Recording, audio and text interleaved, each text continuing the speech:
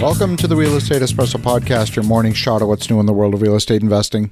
I'm your host, Victor Menasce. On today's show, we're repeating words that we've not heard for nearly a decade.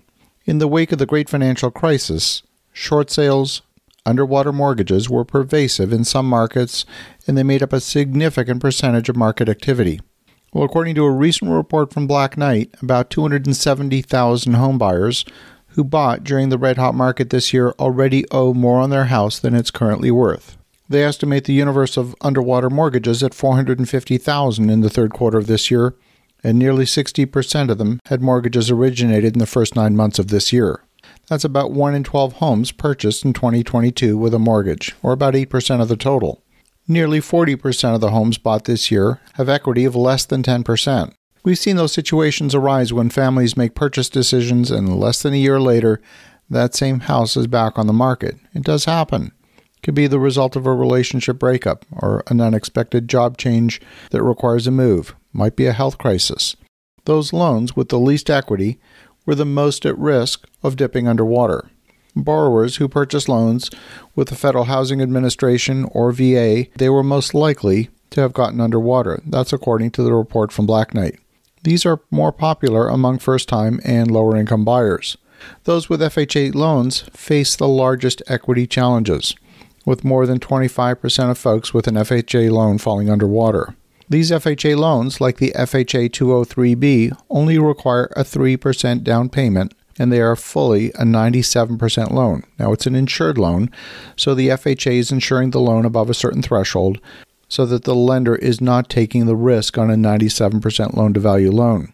These are very popular among first-time buyers. There's a similar program in Canada from the Canada Mortgage Housing Corporation, and that one only requires a 5% down payment for first-time buyers. That's how I purchased my first home. I owned that home, purchased in 1986 for only a few years, but the asset price inflation that resulted from the inflationary environment during those years meant that I could sell that home and use the contribution from that sale to purchase a much larger house with conventional financing instead of the high-ratio loan that was used to buy my first house. Thankfully, the market cooperated, and I never experienced being underwater along the way. Our current market conditions are being compared with 2008 very regularly. It's been nearly a decade since we heard the phrase short sale, and it's been nearly a decade since the term underwater mortgage was frequently used in a sentence. Many of the same playbook techniques that were used in the wake of the great financial crisis are now being dusted off. We will not know how pervasive the damage to the housing market will be as a result of these interest rate increases. The Fed is expected to increase short-term rates another half point later this week when the Federal Open Market Committee meets again. You can expect to start seeing mass mailings to property owners who might be considered motivated to sell. An upside-down mortgage is not a problem in and of itself. Market prices fluctuate from time to time. It's only a problem if you need to sell, or if you're at the end of the term of your bank loan and you can't refinance and you can't renew. But if you can ride out the downturn and see a clear path to the other side, the downturn could be of no consequence to you. Despite how damaging the great financial crisis was, I can assure you that many homeowners experienced precisely what I'm talking about. But there will be a percentage for whom this cycle will result in economic hardship. It might be a job loss or a relationship breakup. The time will arise for approaching homeowners you think might be distressed to see if you can help them out of a financial mess. Sometimes it could be a short sale, could be an assignment of the mortgage payments, it could be an outright sale, something to help these homeowners out.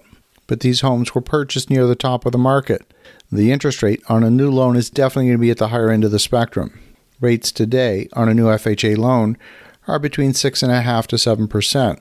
But the price of this loan is indexed to the yield of the 10-year Treasury, and the 10-year Treasury lately has been pricing at 3.61%.